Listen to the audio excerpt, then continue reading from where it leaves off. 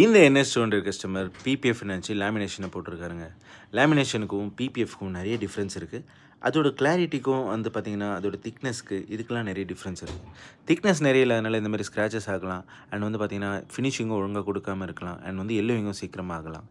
இப்போ வந்து பார்த்திங்கன்னா இது மெயின்டைன் பண்ணாத கண்டிஷனில் இருக்குது. இது டீட்டெயிலிங் பண்ண போகிறோம். அதுக்கு முன்னாடி வந்து பார்த்திங்கன்னா நம்ம லேமினேஷனை ரிமூவ் பண்ண போகிறோம். அதுவும் நார்மலாக இல்லைங்க. இதோட க்ளூ வந்து பார்த்திங்கன்னா ஃபுல்லாகவே அதில் ஒட்டியிருந்தது. இந்த க்ளூ இதுக்காக மேக் பண்ணப்பட்டது கிடையாது. அதனால் இது ரொம்ப நாள் ஊறுச்சுன்னா பெயிண்ட்டையும் ரிமூவ் ஆகிறதுக்கு சான்சஸ் இருக்குது. ஸோ வந்து பார்த்திங்கன்னா க்ளூ ரிமூவருக்கு நம்ம யூஸ் பண்ணது வந்து தார் ரிமூவர் இல்லை பக் ரிமூவர் போட்டு இதை ஃபுல்லாகவே டீட்டெயிலாக க்ளீன் பண்ணோம். க்ளீன் பண்ணதுக்கப்புறமா வந்து பார்த்திங்கன்னா பாலிஷிங் பண்ணி வாஷ் பண்ணி பார்க்கும்போது தான் தெரிஞ்சது நிறைய பிளேட் மார்க்ஸும் இருந்தது. அதுக்கப்புறமா பிபிஎஃப் இன்ஸ்டால் பண்ண பார்க்கும்போது தான் வந்து பார்த்திங்கன்னா இதோட ஒரிஜினல் கலரே எங்களுக்கு தெரிஞ்சுது.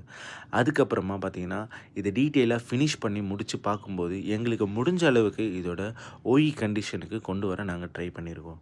அண்ட் அது எப்படி இருக்குது அப்படின்றத மறக்காமல் கமெண்ட்டில் சொல்லுங்கள். அண்ட் உங்களுக்கு இது மாதிரி பிபிஎஃப் ரிலேட்டட் கண்டென்ட் வேணும்னா நம்மளோட பேஜை மறக்காமல் ஃபாலோ பண்ணி வச்சுக்கோங்க. அண்ட் வந்து கஸ்டமருக்காக பண்ண டீட்டெயிலிங் வாஷ் எப்படி இருக்குன்றதையும் நீங்கள் மறக்காமல் கமெண்ட்டில் சொல்லுங்கள். உங்களுக்கு ப்ரைஸ் பற்றின டீட்டெயில்ஸ் வேணும், இல்லைனா இதுலேயே வேறு வெஹிக்கிள்ஸோட பிபிஎஃப் இன்ஸ்டாலேஷன் வீடியோ வேணும்னா நம்ம பேஜில் நிறைய இருக்குது. அண்ட் உங்களுக்கு மறக்காமல் வேணும்னா கீழே இருக்க நம்பருக்கு நீங்கள் வாட்ஸ்அப் பண்ணிங்கன்னா உங்களுக்கு எல்லா டீட்டெயிலுமே சென்ட் பண்ணிடுவாங்க. ட்ரீம் மிஷின் மாட்ஸை ஃபாலோ பண்ணிக்கோங்க.